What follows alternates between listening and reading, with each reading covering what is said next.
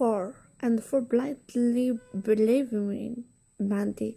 I know she can be mean to people she doesn't like. I'm just sorry for being a jerk. It sounds too sensitive than I forgive him, but I wasn't sure I wanted to be friends again. But after the dad died, Grace was always around me, and it was hard to honor him. Plus, it seemed to make Mandy really mad, which was a bonus. Things were looking up for me at school, but at home, Mom and I hadn't checked in weeks. I felt guilty, but I just didn't know how to fix things. But one day, when I was studying, Mom came in. Brittany, I've been thinking a lot lately, and maybe I don't really understand what you're going through. I just wanted you be believing that your condition doesn't define you, and it doesn't have to take over your life. Also, I never meant to overshadow you. Would you feel better if I stepped away from senior for good? Maybe we can focus on your career now. Mom, no, you're right. I let my condition dictate how I feel about everything. I'm really sorry for what I say, and I never want you to stop doing what you love. Your favorite senior, a week later, we had a spring dance at the school, and I was over the moon when Chris asked me to be his dad. But when I got to the dance, I was shocked to see Mandy on his arm. Oh, what's going? You two are friends again? Who say we ever stopped being friends? And did you really think Grace would start liking you after the party? You are so easy to fool, girl. You think everyone's just gone far for you because you're some princess? I want to show you your place. Just a nobody with a famous mom. Grace, you're so weak and pathetic. And Mandy, you must be really insecure to be jealous of a nobody. And I have a great chance of being somebody one day because I'm talented and have a super famous mom. And you'll always be a loser looking to celebrities. Is things you know what? I'll do you a favor and send you mom's easy Charles paper. Matthew was about to attack me, but my classmate just begged to stop her, and I just walked away. I told Mom I didn't want to stay another minute in the zone, and by next morning she had everything packed, and we left.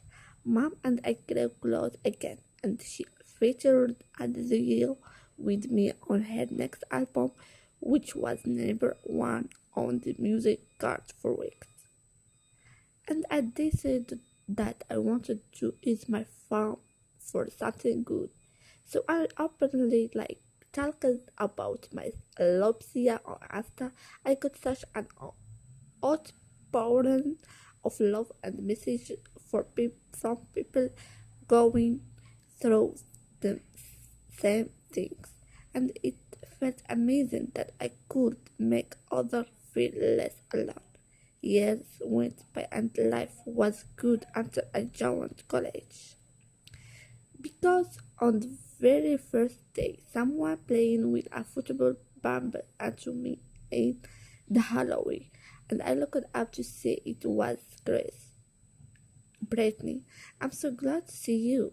I've thought of you every day. Really?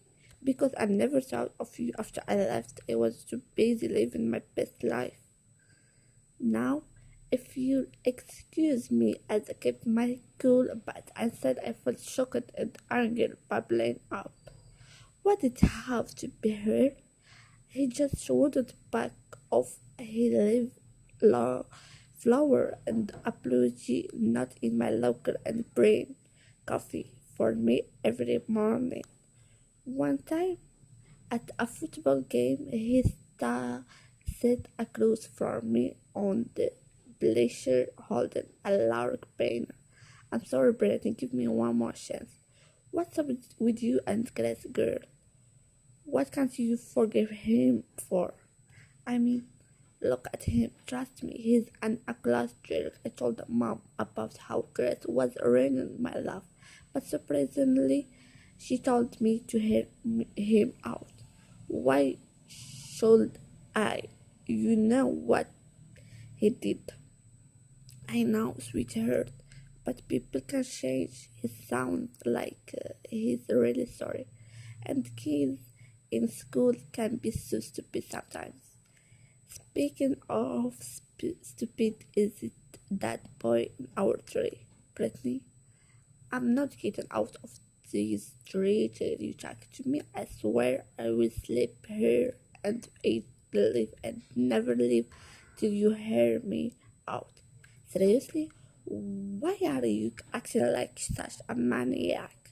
Why are you even here, Grace? Because I've hated myself every single day since you left. I was weak and pathetic, but I never faked liking you. Mandy hated that you and I had growing close, so she made me play along with her act at the dance to hurt you. Mad you, no one can make you do anything, Grace, except that she could. My mom had taken loans from their family, and Mandy threatened to make life really difficult for her if I didn't play along. I know it doesn't sound good enough, but I felt like I had no choice. After you felt I pulled out of that fancy school, I couldn't stand to be around Mandy, and I followed you alone online, and I knew you were going to this college, and I had to see you and give you this, Brittany. It was one of the journals where I used to scribble away my songs. I had no idea where I lost it. You left it in your locket and I held on to it. I was hoping to return it one day, just tell you that I'm really sorry. I seem to say that a lot, but believe me, I've mean it every time. I think I believe you, Chris, but you will have to keep convincing me. I will promise. Once, I'm sorry that you're not an awful person.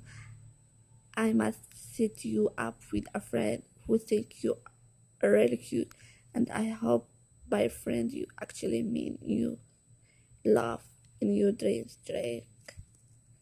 Goodbye.